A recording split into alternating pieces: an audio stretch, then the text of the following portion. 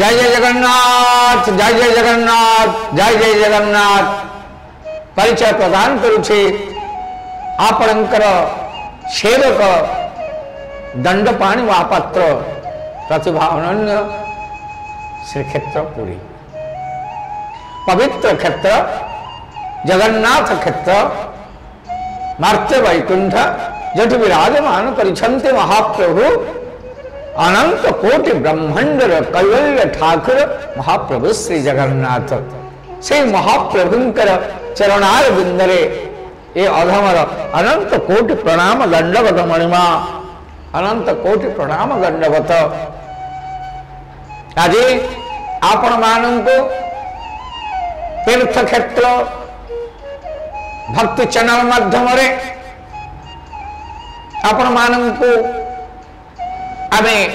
एक भक्तिर अर्घ्य प्रदान करने को जाऊँ जोटा कि चैतन्य महाप्रभुंकर रसामृत ए चैतन्य महाप्रभु कर इतिहास संपर्क महाप्रभुंकर गुण गारिमा संपर्क आज आम यही चैनल माध्यम आपण को कही रखू ए चैनल तरफ मो तरफ आपण मान को स्वागत करुछे आपणकर मंगल कामना करुछे जय जगन्नाथ हरे कृष्ण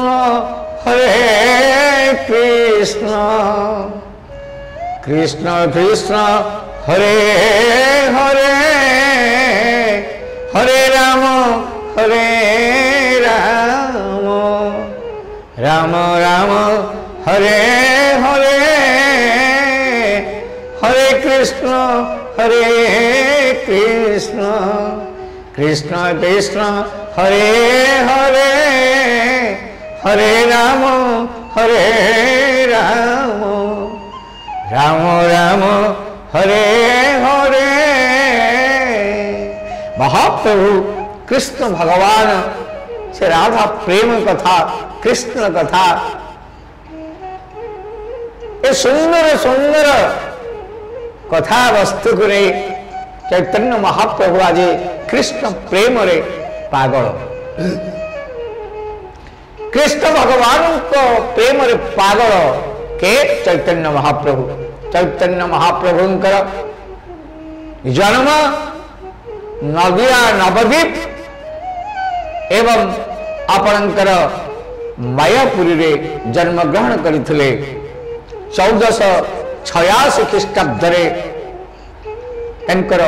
जन्म होइथिला गौरांगर पिता थिले जगन्नाथ मिश्र माता थिले मां शची देवी पिता नामकरण करथिले कहार गौरांगर विश्वंबर नाम रे नामित करा जाइथिला किंतु प्रकृत रे लिंब गच्छ वृक्ष भागरे से जन्म ग्रहण करिथिबा हेतु माता शचीदेवी नामकरण करथिले निताई निताई बोली से डाकुथिले निताई थिला तांकर भाव प्रेम रसर मातृत्व स्नेह रसर डाकटी से डाकरे निमाई जोठ थिले ना कहीं हसी हसी हसी हसी माँ कोल को चली आसुले कहते माँ माँ हे माँ डाकरे शची देवी निज को भाग्यवती मन करी उच्छृंखलित हो जाउथिले माँ तांकर एकमात्र सानिध्य पुत्र थिले निमाई पड़ोसी माने डाकुथिले गौरांग गौरांग गौरांग कारण गौरवर्ण शरीर ए गौरवर्ण शरीर भितर जो उद्भासित होउथला तांकर विकसित चेहरा ताको लक्ष्य भेद करी पड़ोसी माने डाकुथिले हे गौरांग गौरांग बोली गिरी तांकर नाम उच्चारण होउथला किंतु जेतेबेले जन्म हेइथे निताई सेतेबेले तांकर कुआ कुआ राब देखा मिलता से क्रंदन करुले जितेबाला छोट छुआटे जमी भाव में क्रंदन करे सेमती गौरांग महाप्रभु कौन करुले क्रंदन करुथिले ए क्रंदन शुणी माँ सची देवी आसी कौन करुथिले ना कान रे हरि हरि कथा कहूथिले हरि हरि कहूथिले हरि हरि कहूथिले जितेबेले हरि शब्द कर्ण गोचर होउथिला बालक समय सेतेबेले से शांत होई पडुथिले कारण बालक समय भी ये हरि कथा हरि प्रेम हरि दर्शन कृष्ण कथा भाव अनुप्राणित होते जहाँकि गौरांग गौरांग गौरांग बोली समस्ते आज डाकती विवेचना करती ये हूँ सुंदर दृश्यपट कथावस्तु एवं संस्कृत विभाग साहित्य व्याकरण तर्क पंडितता अर्जन सह एक न्याय दर्शन पथिक थिले गौरांग जोटा कि न्यायवादी सत्यवादी धर्मवादी कृष्ण प्रेमवादी ए कृष्ण प्रेम तांको एक न्याय भितर कौन करुला ना तोड़ी नौला जोटा कि भगवान कृष्ण कथा कहवाई कृष्ण कथा शुणापी कृष्ण रूप दर्शन करने से बहुत आग्रह प्रकाश देते 11 वर्ष बयस तांकर पिता देह त्याग करिथिबा कथा प्रमाण मिले 14-15 वर्ष बयस मांकर अनुरोध क्रमे विवाह करने मनस्थ करथिले कारण सची देवी बारंबार कहूथिले जे गृहस्थ रास्ता अवलंबन करने किंतु चैतन्य महाप्रभुंकर निमायंकर सन्यास हेबे सन्यास व्रत पालन करिवे भारत वर्ष एक कृष्ण नाम प्रचार करिवे एक कृष्ण नाम अच्छे प्रेम राधा नाम अच्छे प्रेम एथिरे अच्छे शाश्वत भक्ति तेणु ए भक्ति रे से रसायित हुए सब स्वप्न देखुले सन्यास होगापाई किंतु माँ कहते हे निमाई मु केते स्वप्न देखी तो को गोटे संतान नहीं मु केते गर्व करी ताकू केते गल्हा करी तू जब विवाह न हो सन्यास हो ताहले मोर स्वप्न अधूरे रही सची देवी मन को दुख करुले आखिर दुधार लुह गड़े देते ए सन्यास कथा शुणी कही सची देवी अरे निमाई तू गृहस्थ हेबू तू गृहस्थ हेबा इच्छा प्रकाश करे किंतु तांकर इच्छा नथिला से कृष्ण प्रेम रे पागल होउथिले मांकर बारंबार जतबे अनुरोध होउथिला सेतबे से कौन करुथिले रुह रुह मां व्यस्त काहेंके तम कथा मु सहजरे ग्रहण करिवि निश्चय विवाह करिवि विवाह कथा जेतबे सुनिचंत माते सेतबे प्रथम स्त्री भाव लक्ष्मी प्रियांक सहित निताईंक गौरांग सहित विवाह होइथिला विवाह समय जेतबे मधुसज्जा को आसी प्रदीप प्रज्वलित होइछि जेतबे आलिंगन करबा पाए देवी लक्ष्मी प्रिया तत्परता प्रकाश पाई सेतबे कहिछन्ते रुह एते व्यथित कहीं एते व्यस्त कहीं मोर गोटे शर्त अच्छी तमें से शर्त टाक जब तुम पूरण कर निश्चित भाव में आलिंगन प्रदान करी लक्ष्मी प्रिया कहते कौन शर्त कि शर्त तुम अच्छी ना मोर गोटे कथा कहबी से कथा न सरिबा पर्यंत तुमको मु आलिंगन करि ना कथा सरिले तमे मते आलिंगन कर दुईंकर मिलन संभव लक्ष्मी प्रिया कहते निश्चित भाव में कहतु प्रभु आपणकर इच्छा कौन सेतबेले कहते से भागवत कथा से कृष्ण प्रेम कथा से राधा दर्शन कथा राधा कृष्णंकर जो मिलन जो शाश्वत प्रेम जो रास लीला कथा रास कथा से बखाणी थे कौटे ना मधुसज्जार राति ए कृष्ण कथा एमती भाव निमाई को आनंदित करुला जोटा कि कृष्ण कृष्ण कृष्ण कृष्ण बोले मत उच्चारण करने लगी किंतु दुखर कथा ए कृष्ण प्रेम कथा शुणी पारि नथिले लक्ष्मीप्रिया शयन कक्ष को जाइथिले शयन आसी जाइथिला तांकर निद्रा आसी जाइथिला चक्षुरे से सोई जाइथिले हरि कथा सुनिबारे तांकर कौनसी प्रकार इच्छा नथिला किंतु निमाय हरि कथा कही कही कही कही कही कही प्रभात समय आसी जाइथिला पुनर्बार जाइथिले नित्य कर्म सारी पुनश्च आसीथिले प्रसाद करिथिले भोजन होइथिला पुणी रात्र आसीथिला पुणी भी आसी गजसज्जा रात्रि लक्ष्मीप्रिया गौरांगर मिलन होइथिला से समय रे पुणी भी शर्त कथा को लक्ष्य करी से भी हरि कथा आउ थे आरंभ करते से कृष्ण प्रेम कथा का भाग्य अच्छे शुणा ए कृष्णकर रास कथा किए बा शुणव कहीं कृष्ण प्रेम कौन अच्छी लक्ष्मीप्रिया बुझा कहीं से जो आलिंगन स्पर्शता बारंबार बारंबार कौन कर आकर्षित करथिला जा फल सी निजक अथय होते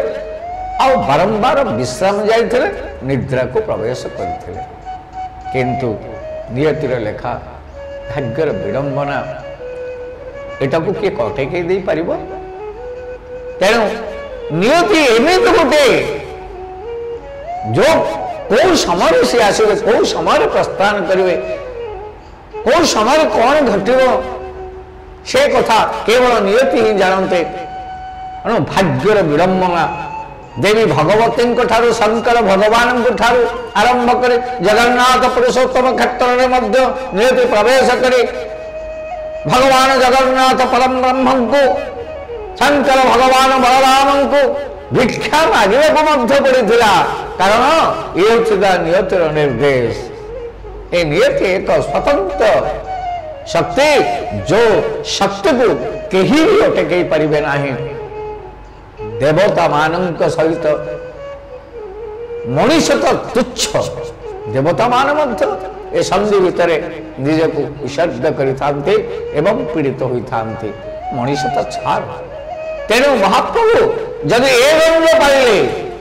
तार सामान्य मनीष से किपरि बर्बाद जीव यही परिप्रेक्षी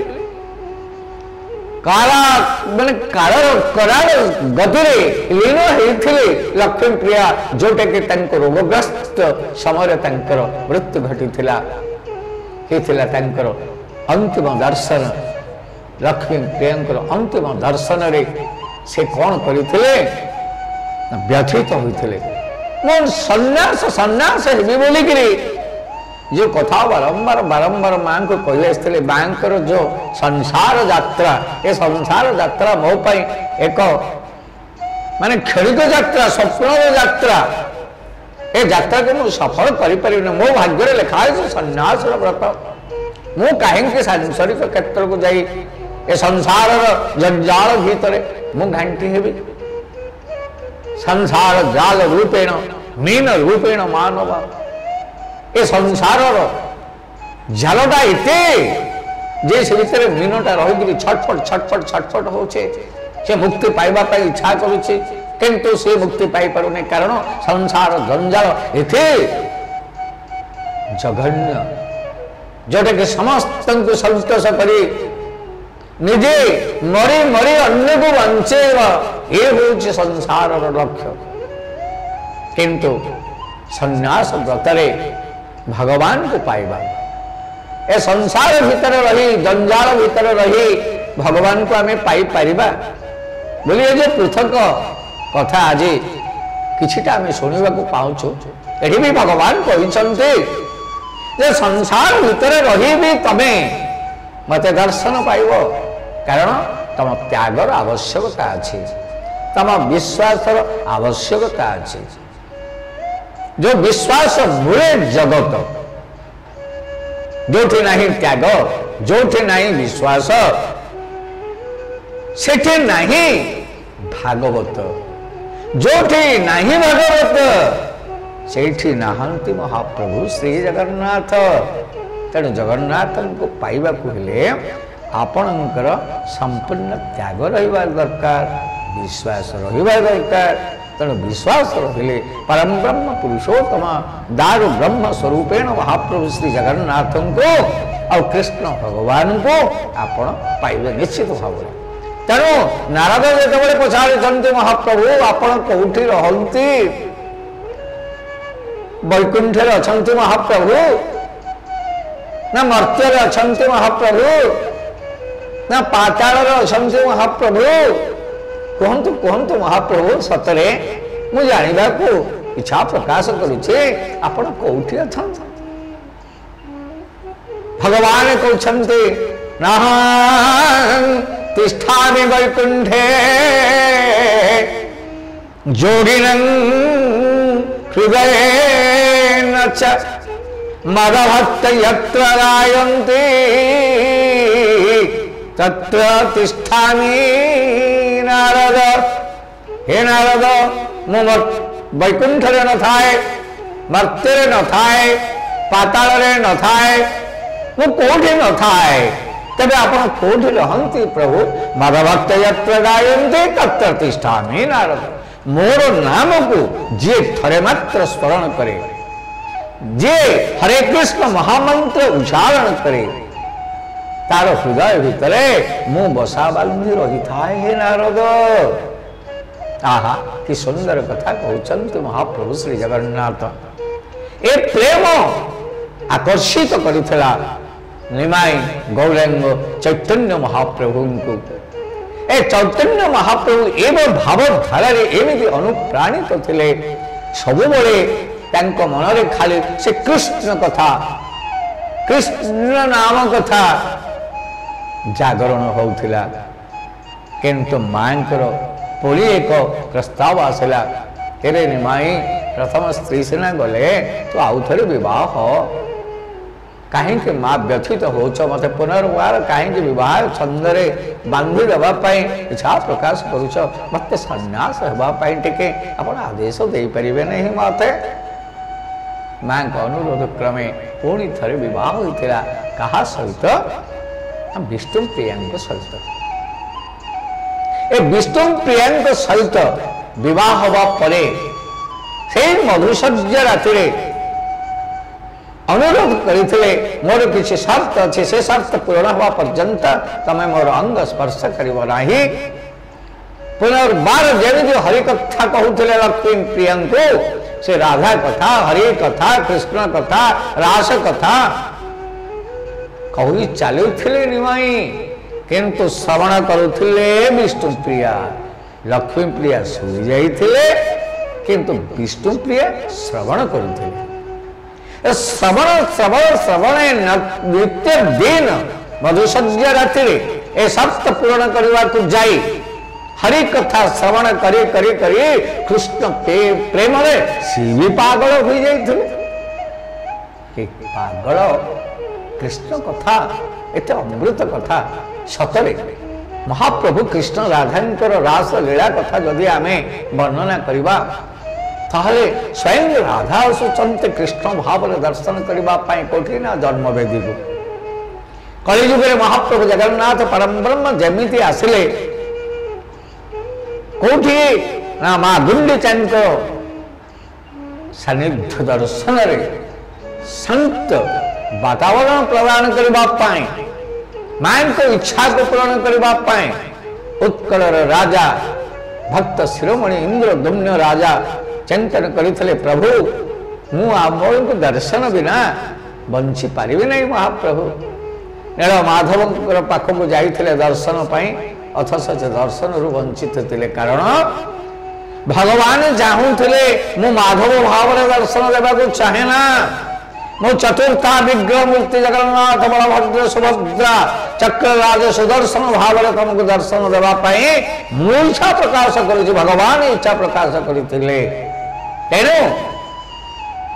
भगवान इच्छा को पूरण करने गोटे भक्तर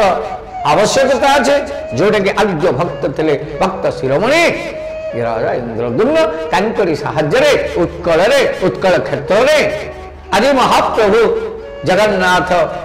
स्वामी नयन पथगामी भवत्व में से आज चतुर्थ विग्रह मूर्ति भाव आज जन्म वेदी दर्शन दौरान जोटा कि जन्म वेदी कह जाए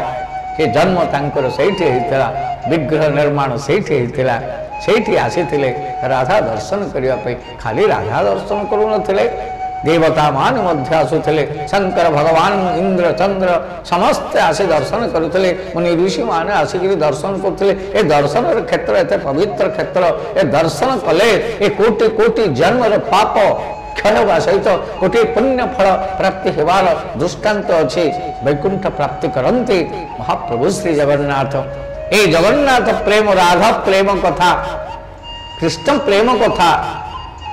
कही चली निमाई शुणुले किए ना विष्णु प्रिया नित्य कर्म संपादन कला परे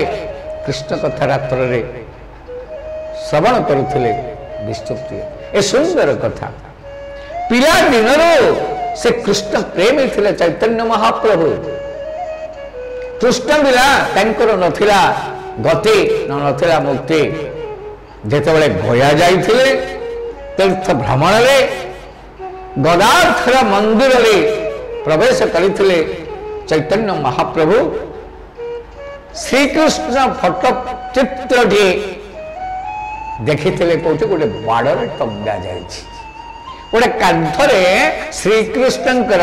चित्र फोटोटे टंगा जाइछि। देखिछन्ते त्रिभंगी ठाणी रे श्रीकृष्ण भगवानकर फोटो जेतेबेले दर्शन करिछन्ते चैतन्य महाप्रभु हृदय भीतर गोटे आकर्षित होला, चक्षु छल छल है, भाव विभोर भाव से फोटो चित्र को धरी आलिंगन करने को लगे, कोलाग्रत करने को लगे। ये चैतन्य महाप्रभु, ए चैतन्य महाप्रभु